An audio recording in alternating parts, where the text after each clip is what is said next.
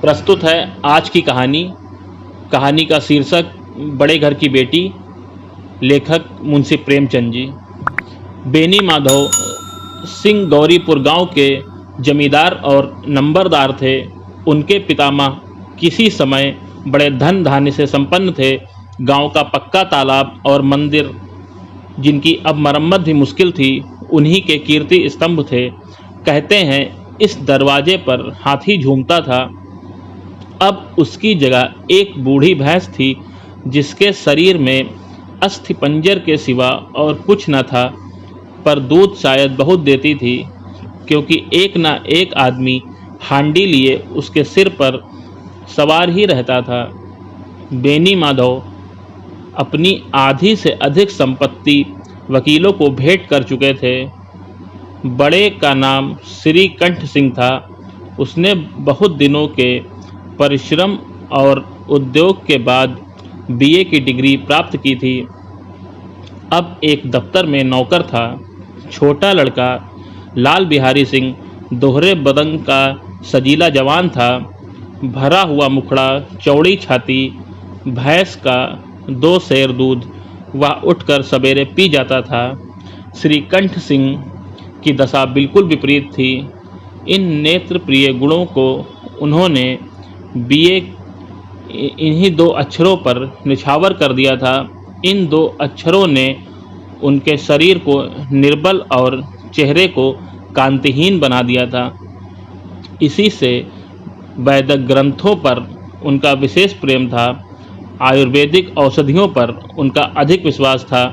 शाम सवेरे उनके कमरे से प्रायः खरल की सुरीली कर्ण मधुर ध्वनि सुनाई दिया करती थी।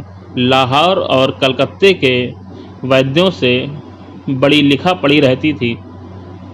श्रीकंठ इस अंग्रेजी डिग्री के अधिपति होने पर भी अंग्रेजी सामाजिक प्रथाओं के विशेष प्रेमी न थे, बल्कि वह बहुधा बड़े जोर से उनकी निंदा और तिरस्कार किया करते थे। इसी गांव से उनका बड़ा सम्मान था। दशहरे के दिनों में वह बड़े उत्साह से रामलीला में सम्मिलित होते और स्वयं किसी न किसी पात्र का पार्ट लेते थे। गौरीपुर में रामलीला के वही जन्मदाता थे। प्राचीन हिंदू सभ्यता का गुणगान उनकी धार्मिकता का प्रधान अंग था। सम्मिलित कुटुंब के तो वह एकमात्र उपासक थे। आजकल स्त्रियों को कुटुंब में मिलजुल कर रहने की जो अरुचि होती है, उसे वह जाति और देश दोनों के लिए हानिकारक समझते थे। यही कारण था कि गांव की ललनाएं उनकी निंदक थीं। कोई तो उन्हें अपना शत्रु समझने में संकोच न करती थी। स्वयं उनकी पत्नी को ही इस विषय में उनसे विरोध था।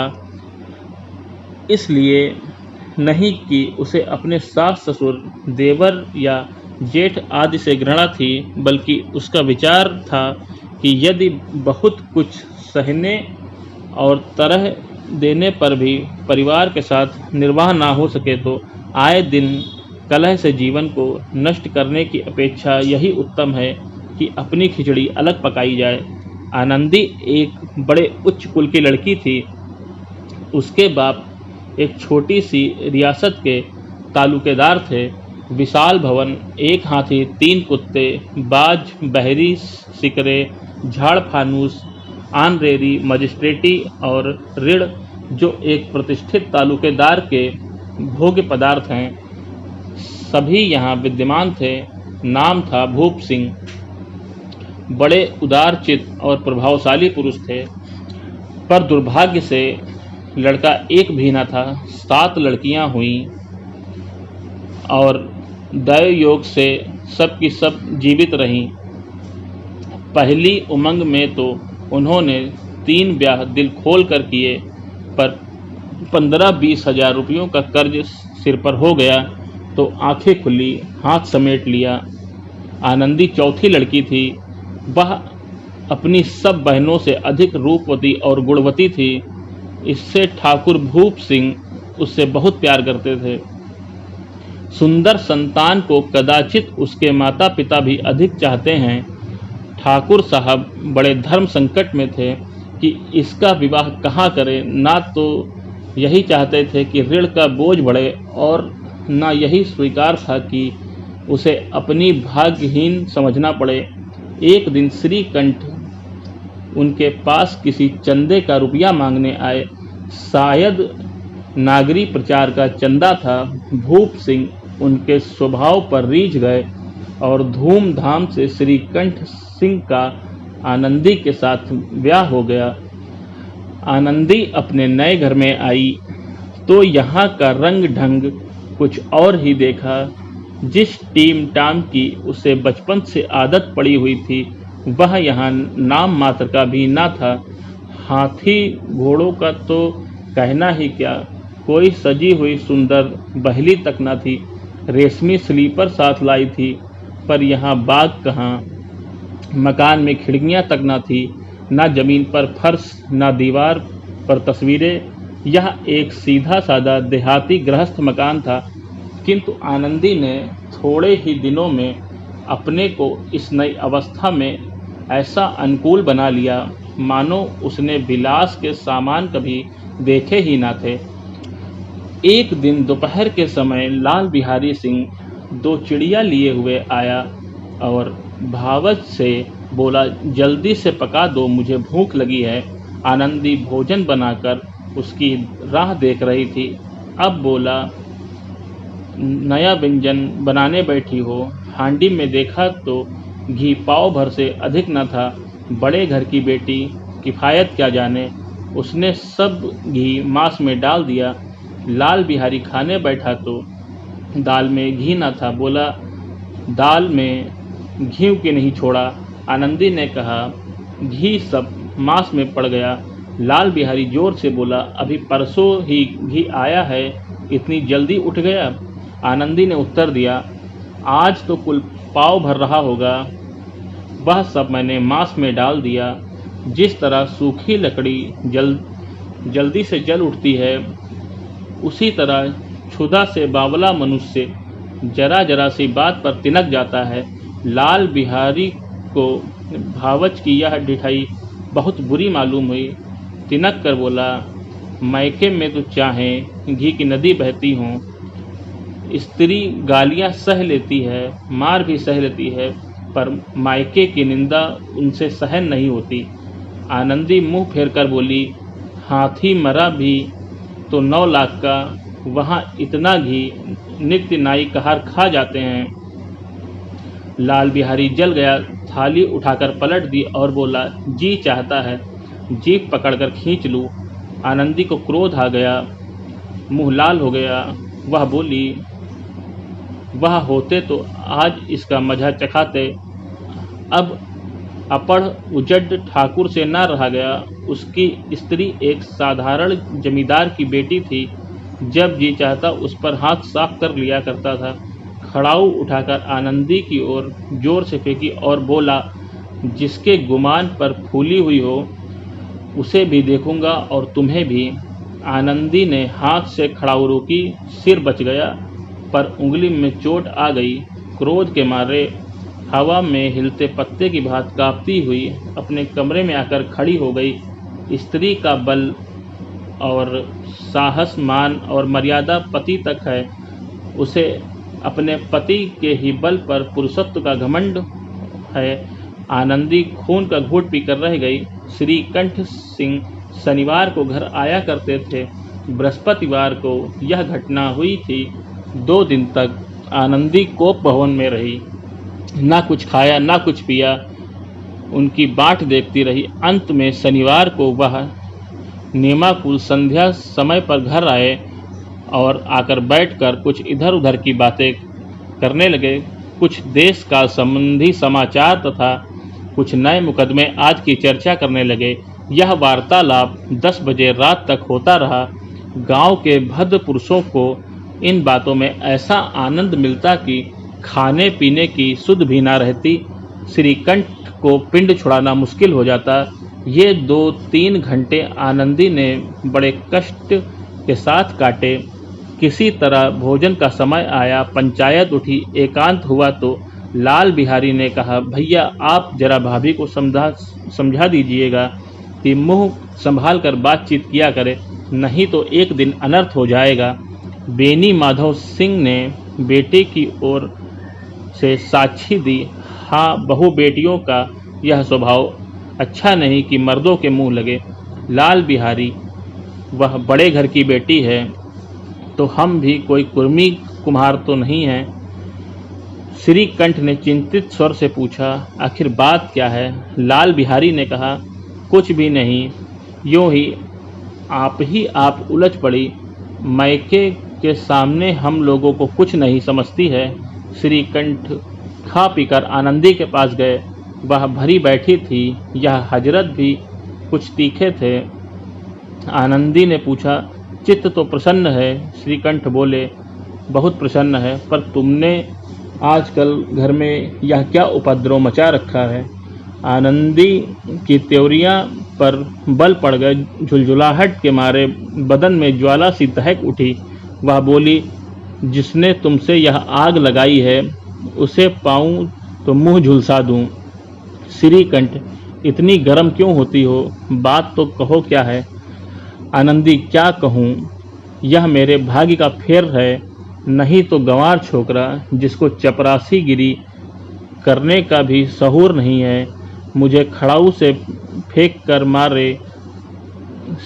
श्रीकंठ ने कहा, सब हाल साफ साफ कहो तो मालूम हो, मुझे तो कुछ पता नहीं। आनंदी ने कहा, परसों तुम्हारे लाडले भाई ने मुझसे मांस पकाने को कहा, घी हांडी में पाव भर से अधिक न था, वह सब मैंने मांस में डाल दिया। जब खाने बैठा तो कहने लगा, दाल में घी क्यों नहीं है? बस इसी पर मैके को बुरा भला कहने लगा। मुझसे ना रहा गया। मैंने कहा कि वहाँ इतना घी तो नाई कहार खा जाते हैं और किसी को जान भी नहीं पड़ता। बस इतनी सी बात पर इस अन्यायी ने मुझ पर खड़ाऊ फेंक कर मारी। यदि हाथ से ना रोक लेती तो मेरा सिर फट जाता। उसी से पूछो, मैंने जो कुछ कहा वह सच है या झूठ? श्रीकंठ की आंखें लाल हो गई। बोले, यहाँ तक तो हो गया, इस छोकरे का यह साहस? आनंदी स्त्रियों के स्वभावानुसार रोने लगी, क्योंकि आंसू उनकी पलकों पर ही रहते हैं। श्रीकंठ बड़े धैर्यवान और शांत पुरुष थे। उन्होंने कदाचित ही कभी क्रोध ही आता था। स्त्रियों के आंसू पुरुष की क्रोधाग्नि को भड़काने में तेल का काम कर देते हैं। रात भर करवट बदलते रहे। उद्विग्नता के कारण पलक तक नहीं झपकी। प्रातःकाल अपने बाप के पास जाकर बोले, दादा अब इस घर में मेरा निवाह नहीं होगा। इस तरह की विद्रोहपूर्ण बातें कहने पर श्रीकंठ ने कितनी ही बार अपने कई मित्रों को आड़े हाथों में लिया था, परंतु दुर्भाग्य से आज उन्हें स्वयं ही ये बातें अपने मुंह से कहनी पड़ी। दूसरों के उपदेश देना कितना सहज है। बेनी माधव सिंह घबरा उठे और बोले, ऐसा क्यों? श्रीकंठ ने कहा, इसलिए कि मुझे भी अपनी मान प्रतिष्ठा का कुछ विचार है। आपके घर में अब अन्याय और हठ का प्रकोप हो रहा है। जिनको बड़ों का आदर सम्मान करना चाहिए वे उनके सिर पर चढ़ते हैं। मैंने दूसरे का नौकर ठहरा घर पर ही रहता नहीं। यहाँ मेरे पीछे स्त्रियों पर खड़ाऊ और जूते की बौछार होती है। कड़ी बात तक तो चिंता नहीं, कोई एक की दो कह ले वहाँ तक तो मैं सह सकता हूँ, किंतु यह कदापि नहीं हो सकता कि मेरे ऊपर लात घुसे पड़े और मैं दम न मारूं। बेनी माधव सिंह कुछ जवाब न दे सके। श्रीकंठ सदैव उनका आदर करते थे। उनके ऐसे तेवर देखकर बूढ़ा ठाकुर आवाक रह गया। केवल इतना ही बोला, बेटा तुम बुद्धिमान होकर ऐसी बातें करते हो। स्त्रियां इस तरह घर का नाश कर देती हैं, उनको बहुत सिर चढ़ाना अच्छी बात नहीं है। श्रीकंठ ने कहा, इतना तो मैं जानता हूँ, आपके आशीर्वाद से ऐसा मूर्ख नहीं हूँ। आप स्वयं जानते हैं कि मेरे ही समझाने बुझाने से इसी गांव के कई घर संभल गए, पर जिस स्त्री की मान प्रतिष्ठा का ईश्वर के दरबार में उत्तरदाता हूँ, उसके प्रति ऐसा घोर अन्याय और पशुवत व्यवहार मुझे असहनीय मालूम होता है। आप सच मानिए, मेरे लिए यही कुछ कम नहीं है कि लाल बिहारी को कुछ दंड नहीं देता। अब बेनी माधव सिंह भी गरमाए, ऐसी बातें और ना सुन सके, बोले, लाल बिहारी तुम्हारा भाई है, उससे जब भी कोई भूल चूक हो उसके कान पकड़ो। लेकिन श्रीकंठ ने कहा, लाल बिहारी को मैं अपना भाई नहीं समझता। बेनी माधव सिंह बोले, स्त्री के पीछे? श्रीकंठ ने कहा, जी नहीं, उसकी क्रूरता और अविवेक के कारण दोनों कुछ देर चुप रहे। ठाकुर साहब लड़के का क्रोध शांत करना चाहते थे, लेकिन यह नहीं स्वीकार करना चाहते थे कि लाल बिहारी ने कोई अनुचित काम किया है। इसी बीच में गांव के और कई सज्जन हुक्के चिलम के बहाने वहां आ बैठे। कई स्त्रियों ने जब यह सुना कि श्रीकंठ की पत्नी के पीछे पिता लड़ने को तैयार है, तो उनका बड़ा हर्ष हुआ। दोनों पक्षों की मधुर वाणियाँ सुनने के लिए उनकी आत्मीयताएं तिलमिलाने लगी। गांव में कुछ ऐसे कुटिल मनुष्य भी थे जो इस कुल की नीतिपूर्ण गति पर मन ही मन जलते थे। वह कहा करते थे, श्रीकंठ अपने बाप से दबता है, इसलिए वह दब्बू है। उसने विद्या पढ़ी, इसलिए वह किताबों का कीड़ा है। बेनी माधव सिंह उसकी सलाह के बिना कोई काम नहीं करता, यह उनकी मूर्खता है। इन महानुभावों की शुभकामनाएं आज पूरी होती हुई दिखाई दी। कोई हुक्का पीने के बहाने और कोई लगान की रसीद दिखाने के बहाने आकर बैठ गया।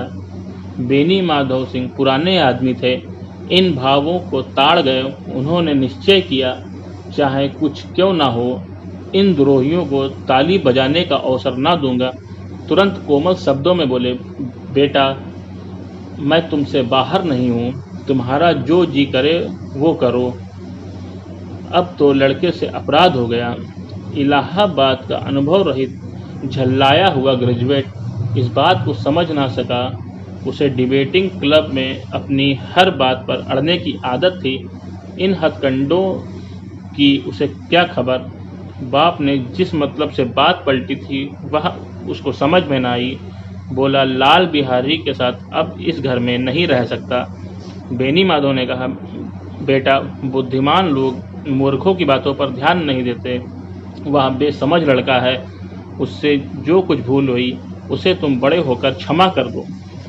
श्रीकंठ ने कहा, उसकी इस दुष्टता को मैं कदापि नहीं सह सकता। या तो वही घर में रहेगा या मैं। आपको यदि वह अधिक प्यारा है तो मुझे विदा कीजिए, मैं अपना भार संभाल लूँगा। यदि मुझे रखना चाहते हैं तो उससे कहिए जहाँ चाहे वहाँ चला जाए, बस यही मेरा अंतिम निश्चय है। लाल बिहारी सिंह दरवाजे की चौखट पर चुपचाप खड़ा बड़े भाई की बातें सुन रहा था।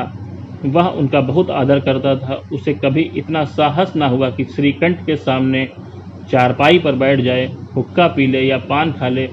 बाप का भी वह इतना मान ना करता था। श्रीकंठ का भी उस पर हार्दिक स्नेह था। अपने होश में उन्होंने कभी भी उसे घुड़का तक ना था। जब वह इलाहाबाद से आते तो उसके लिए कोई ना कोई वस्तु अवश्य लाते। मुगदर की जोड़ी उन्होंने ही बनवा कर दी थी।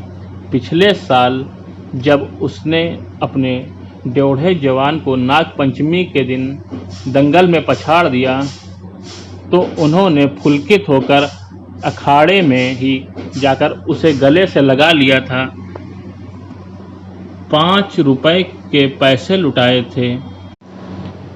ऐसे भाई के मुंह से आज ऐसी हृदय विदारक बात सुनकर लाल बिहारी को बड़ी ग्लानि हुई। वह फूट फूट कर रोने लगा। इसमें संदेह नहीं है कि अपने किए पर पछता रहा था। भाई के आने से एक दिन पहले से उसकी छाती धड़कती थी कि देखो भैया क्या कहते हैं, मैं उनके सम्मुख कैसे जाऊंगा, उनसे कैसे बोलूँगा, मेरी आंखें उनके सामने कैसे उठेंगी। उसने समझा था कि भैया मुझे बुलाकर समझा देंगे। इस आशा के विपरीत आज उसने उन्हें निर्दयता की मूर्ति बने हुए पाया। वह मूर्ख था, परंतु उसका मन कहता था कि भैया मेरे साथ अन्याय कर रहे हैं। यदि श्रीकंठ उसे अकेले में बुलाकर दो चार बातें कह देते, इतना ही नहीं दो चार तमाचे भी लगा देते, तो कदाचित उसे इतना दुख ना होता। पर भाई का यह कहना कि अब मैं उसकी सूरत नहीं देखना चाहता, लाल बिहारी से सहा न गया। वह रोता हुआ घर आया, कोठरी में जाकर कपड़े पहने, आंखें पोंछी, जिससे कोई यह न समझे कि रोता हुआ घर आया था। अब आनंदी के द्वार पर आकर बोला, भाभी भैया ने निश्चय किया है कि अब वह मेरे साथ इस घर में ना रहेंगे। अब वह मेरा मुंह नहीं देखना चाहते, इसलिए अब मैं जाता हूँ। उन्हें फिर मुंह ना दिखाऊंगा। मुझसे जो कुछ अपराध हुआ है उसे क्षमा करना। यह कहते कहते लाल बिहारी का गला भर आया। जिस समय लाल बिहारी सिंह सिर झुकाए आनंदी के द्वार पर खड़ा था, उसी समय श्रीकंठ आंखें लाल किए हुए बाहर से आए। भाई को खड़ा देखा तो वह घृणा से आंखें फेर ली और कतरा कर निकल गया, मानो उसकी परछाई से दूर भागता हो। आनंदी ने लाल बिहारी की शिकायत तो की थी, लेकिन अब मन में पछता रही थी। वह स्वभाव से दयावती थी, उसे इसका तनिक भी ध्यान न था कि बात इतनी बढ़ जाएगी। वह मन में अपने पति पर झुलझुला रही थी कि यह इतने गर्म क्यों होते हैं। उस पर यह भय भी लग रहा था कि कहीं मुझसे इलाहाबाद चलने को कहें तो कैसे क्या करूंगी। इस बीच में जब उसने लाल बिहारी को दरवाजे पर खड़े हुए यह कहते सुना कि अब मैं जाता हूँ, मुझसे जो अपराध हुआ हो उसे क्षमा करना, तो उसका रहा सहा क्रोध भी पानी हो गया। वह रोने लगी। मन का मैल धोने के लिए नयन जल से उपयुक्त और कोई वस्तु नहीं है। श्रीकंठ को देखकर आनंदी ने कहा, लाला बाहर खड़े रो रहे हैं। श्रीकंठ ने कहा, तो मैं क्या करूं? आनंदी ने कहा, भीतर बुला लो, मेरी जीभ में आग लगे, मैंने कहाँ से यह झगड़ा उठाया। श्रीकंठ ने कहा, मैं ना बुलाऊंगा। आनंदी ने कहा, पछताओगे, उन्हें बहुत ग्लानि हो गई है, ऐसा ना हो कहीं चल दें। श्रीकंठ ना उठे। इतने में लाल बिहारी ने फिर कहा, भाभी भैया से मेरा प्रणाम कह दो, वह मेरा मुंह नहीं देखना चाहते, इसलिए मैं भी अपना मुंह उन्हें कभी नहीं दिखाऊंगा। लाल बिहारी इतना कहकर लौट पड़ा और शीघ्रता से दरवाजे की ओर बढ़ा। अंत में आनंदी कमरे से बाहर निकली और हाथ पकड़ लिया। लाल बिहारी ने पीछे फेर कर देखा तो आंखों में आंसू भरे थे और बोला, मुझे जाने दो। आनंदी ने कहा, कहाँ जाते हो? लाल बिहारी बोला, जहाँ कोई मेरा मुंह ना देखे। आनंदी ने कहा, मैं ना जाने दूंगी। लाल बिहारी ने बोला, मैं तुम लोगों के साथ रहने योग्य नहीं हूँ। आनंदी ने कहा, तुम्हें मेरी सौगंध, अब एक पग भी आगे ना बढ़ाना। लाल बिहारी ने कहा, जब तक मुझे यह मालूम न हो जाए कि भैया का मन मेरी तरफ से साफ हो गया है, तब तक मैं इस घर में कदापि नहीं रहूँगा। आनंदी ने कहा, मैं ईश्वर को साक्षी देकर कहती हूँ कि तुम्हारी ओर से मेरे मन में तनिक भी मैल नहीं है। अब श्रीकंठ का हृदय पिघल गया। उन्होंने बाहर आकर लाल बिहारी को गले लगा लिया। दोनों भाई खूब फूट फूट कर रोए। लाल बिहारी ने सिसकते हुए कहा, भैया अब कभी भी मत कहना कि मैं तुम्हारा मुंह नहीं देखूंगा। इसके सिवा आप जो दंड देंगे मैं सहर्ष स्वीकार कर लूँगा। श्रीकंठ ने कांपते हुए स्वर में कहा, लल्लू, इन बातों को बिल्कुल भूल जाओ। ईश्वर चाहेगा तो फिर ऐसा अवसर कभी नहीं आएगा। बेनी माधव सिंह बाहर से आ रहे थे। दोनों भाइयों को गले मिलते देख आनंद से पुलकित हो गए। बोल उठे, बड़े घर की बेटियां ऐसी ही होती हैं, बिगड़ता हुआ काम बना लेती हैं। गांव में जिसने वृत्तांत सुना उसी ने इन शब्दों में आनंदी की उदारता को सराहा। बड़े घर की बेटियां ऐसी ही होती हैं। फ्रेंड्स, इसी के साथ हमारी इस कहानी का अंत होता है। वीडियो को अंत तक देखने के लिए आपका बहुत बहुत धन्यवाद। प्रस्तुत है आज की कहानी